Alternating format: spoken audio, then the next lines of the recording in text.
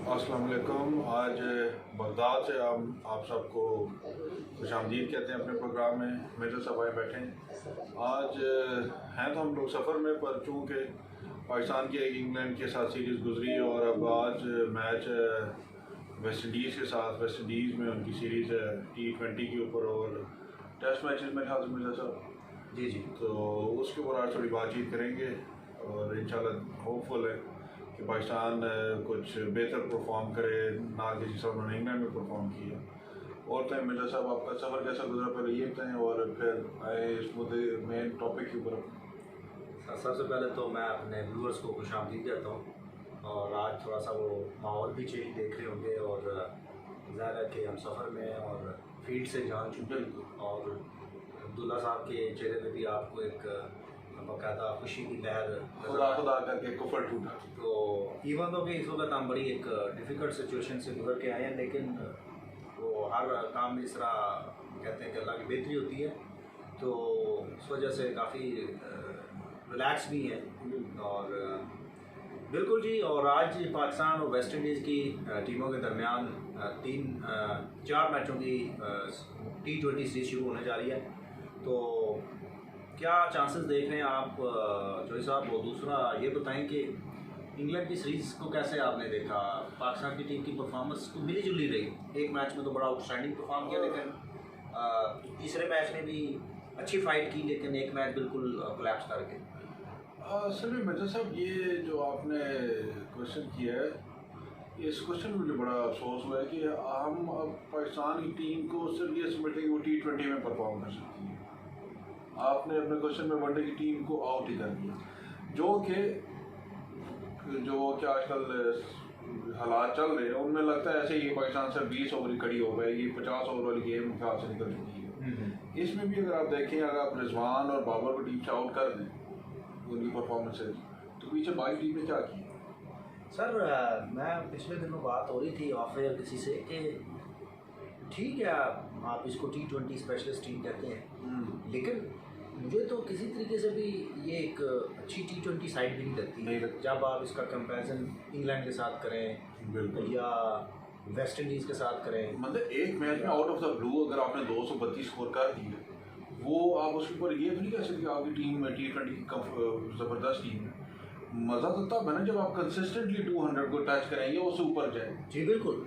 आप मुझे बताएं कि इस पाकिस्तानी टीम में चाहे वो वनडे टीम हो या टेस्ट टीम हो या T20 टीम हो, और इसमें आप रिजवान को निकाल दें, जी, बाबर आजम को निकाल दें, शहीन शाह अफरीदी को निकाल दें या किसी हद तक हसन अली को निकाल दें, तो पीछे है क्या इस टीम में? मज़े की बात में जैसा आप कल ना मैं फेसबुक पे एक पोस्ट पढ़ रहा था, मेरे ख्याल से बिलावल भट्टी, अगर आपको याद हो, उसने एक पोस्ट की थी कि ये नहीं कि बिलावल भट्टी एक बहुत आउटस्टैंडिंग प्लेयर था या उसको टीम में रखना ही रखना चाहिए था। उसने जनरल सी पोस्ट की यार कि मैंने 2 सीरीज़ में शायद या एक सीरीज़ में परफॉर्म नहीं किया तो मुझे ड्रॉप कर दिया गया और दोबारा कभी चांस नहीं दिया गया। और फ़हीम अशरफ को पिछले आप 4 साल से खिला रहे हैं, उसने कौन सी ऐसी परफॉर्मेंस की जिस पर आप उसको 4 साल से खिला रहे हैं? बिल्कुल सही बात है, टोटली एग्री करता हूँ कि फ़हीम अशरफ कहीं ना कहीं कभी टेस्ट टीम का हिस्सा होते हैं, कभी वनडे टीम का हिस्सा होते हैं और T20 का तो वो इंसान को बनाया हुआ है, लेकिन ऐसे जैसे वो गोल्डन बॉय हैं हमारे, लेकिन ना वो एक ऐसे प्लेयर है, ना वो बैटिंग में कोई रिक्वायरमेंट पूरी करते हैं, ना बॉलिंग में रिक्वायरमेंट। वो एक जिसको कहते हैं ना अद्धा तितर अद्धा बटे, तो वो सिचुएशन भी उनकी पूरी नहीं है। वो अद्धा तितर भी नहीं है और अद्धा बटे। आपके पास एक अच्छा खासा ज़बरदस्त एक ऑलराउंडर आपको मिला था, अनवर अली जी, ठीक है, और उसने क्रूशियल मैचेस में आपको परफॉर्म करके भी दिए। इवन बिलावल भट्टी जिसने ट्वीट की है, वो खुद इटसेल्फ अच्छा, मेरे ख्याल में अनवर अली से भी वो बेहतर बैट्समैन था अगर आप टेक्निकल तरीके से देखें। अनवर अली को हिटिंग वगैरह कर लेता, लेकिन जो उसकी बॉलिंग वो अनवर अली से बहुत बेहतर थी। स्किनी बॉलर था और थोड़ा सा हाइट का इशू था, otherwise he was a good all rounder player. ऐसा ही है, ये नहीं है कि आप अनवर अली को वापस ले आए या क्या नाम है उसका, बिलावल को वापस ले। सर अहमद यामीन के बारे में बात वही ये है कि आप फ़हीम अशरफ को और कितना अर्सा ट्राई करेंगे। अब जिस तरह इन्होंने सेटअप किया हुआ है, मेरा तो ख्याल है उसने T20 वर्ल्ड कप भी खेल नहीं खेल। और दूसरा मजे की बात, आप मुझे ये बताएं कि आजम खान को इन्होंने खिलाया टीम, ठीक है, नो डाउट उन्होंने इससे पहले PSL में या ये लास्ट PSL गुजरा उसमें थोड़ी बहुत इन्होंने परफॉर्मेंस दी, पर एक तरफ आपका कोच ये कह रहा है कि हम लोग फिटनेस के ऊपर कॉम्प्रोमाइज़ नहीं करेंगे, दूसरी साइड पे आपने आजम खान को खिला दिए, वो किस चीज़ पे खिलाया? सर बिल्कुल खुला तजाद है, और आज़म खान ना उसकी फिटनेस ठीक है, ना वो मेरे ख्याल में इतना कोई कंसिस्टेंट हिटिंग कर सकता है। तो वो भी उसका भी हाल एक जिस तरह टिपिकल पाकिस्तानी बैट्समैनों का है कि जिस तरह आसिफ अली के बारे में सुनते रहे जी कि बड़ा क्लीन हिटर है और कंसिस्टेंटली हिटिंग कर सकता है, उनकी क्या परफॉर्मेंस है? उनको आपने 3 साल कैरी किया, कुछ भी नहीं किया, आखिर में आपको उनको बराबर में आज़म खान ठीक है, मैं उसके खिलाफ नहीं, तो उसको सिलेक्ट नहीं किया। एक तो उसकी फिटनेस पे काम करने की ज़रूरत, दूसरा इतना जल्दी आप अपनी कैप को डिवैल्यू ना करें कि आपको एक परफॉर्मेंस अच्छी लगे किसी की, आप उसको उठा के सीधा टीम में लें। आप उसको थोड़ा सा रगड़ा लगवाएं डोमेस्टिक लेवल पे। स्पेशली मैं कहूँगा कि ये जितने भी T20 की बेस पे सिलेक्शन होती हैं, इवन T20 में वो भी ठीक नहीं। एटलीस्ट आपको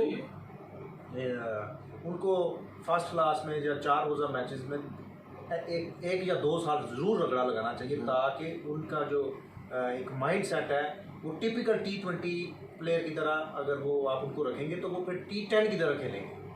और उसका क्या फ़ायदा है कि एक छक्का मार के या 2 छक्के मार के आप आउट हो जाएं और टीम में आप बस इसी बेस पे खेलें। तो ये तो वो एक बहुत गलत सिलेक्शन थी। उसके बाद अभी लोग वेस्ट इंडीज जाने, मेरा नहीं ख्याल कि वेस्ट इंडीज में लोग कुछ कर पाए। वेस्ट इंडीज की टीम इस वक्त बहुत ज़्यादा फॉर्म है और T20 के 3 वर्ल्ड कप सर उन्होंने जीते हैं जी, 2 वर्ल्ड कप जीते हैं, लेकिन आप रिसेंटली इन्होंने ऑस्ट्रेलिया को 4-1 से हराया है। उससे पहले साउथ अफ्रीका को इन्होंने हराया है। साउथ अफ्रीका से हार गए हैं, लेकिन उसमें भी इन्होंने टफ टाइम दिया है।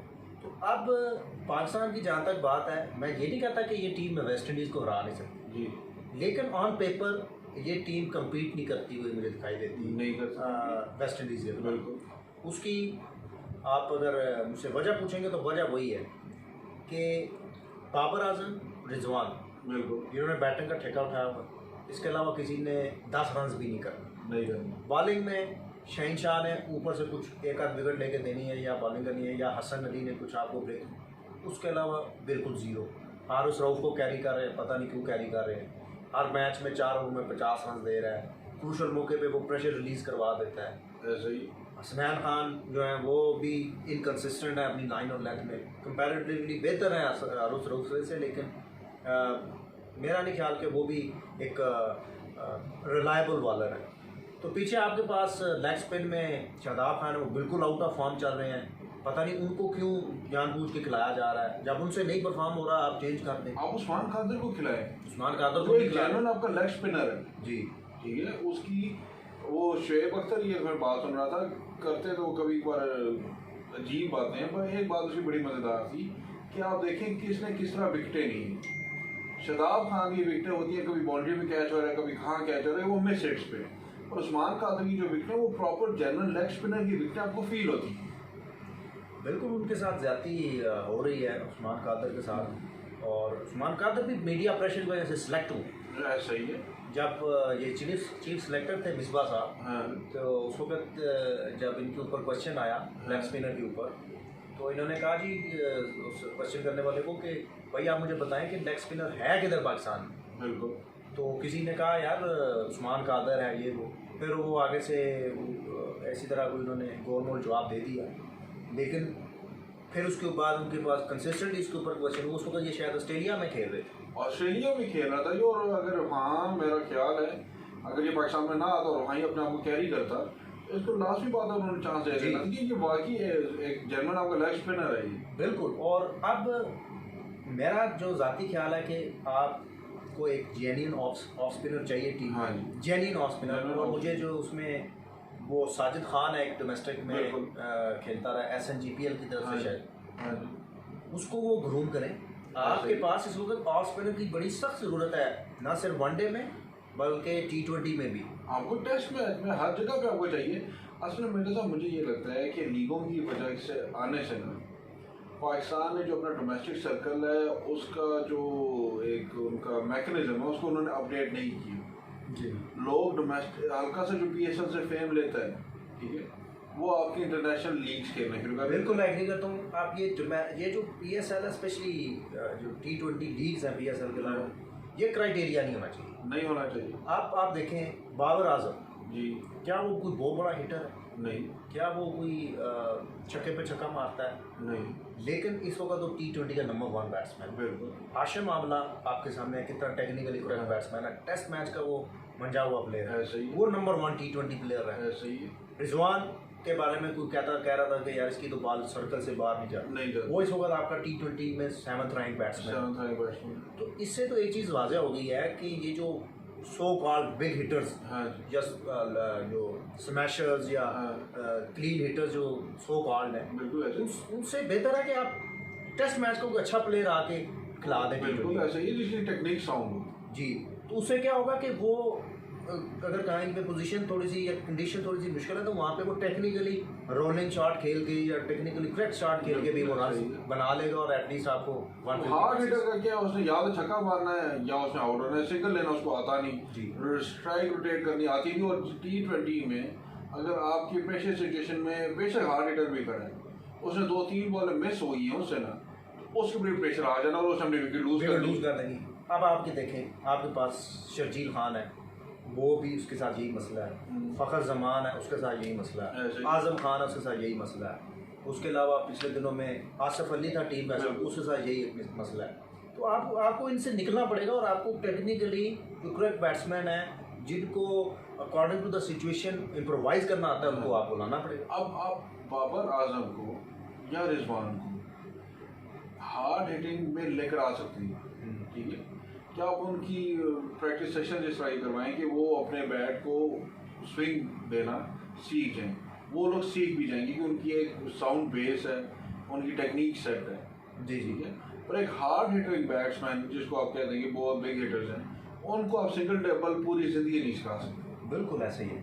तो अब आप जो सब टाइम भी हमारे पास थोड़ा है, निकलना भी हमने, तो जाते जाते ज़रा बता दें कि एक तो ये पाकिस्तान और इंग्लैंड की सीरीज़ में मैं तो बिल्कुल भी सेटिस्फाइड नहीं था, बड़ा ही मतलब कम्बिनेशन ठीक नहीं था और this is not the final combination. अगर ये फाइनल कम्बिनेशन है तो वर्ल्ड T20 में आप भूल जाएं कि आप टॉप 6 में भी जगह बना सकते हैं।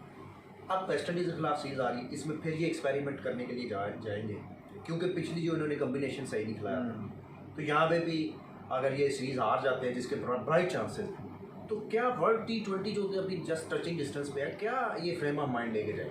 मिर्जा साहब वो एक मिसाल जी है, पंजाबी की मिसाल है, दे दो।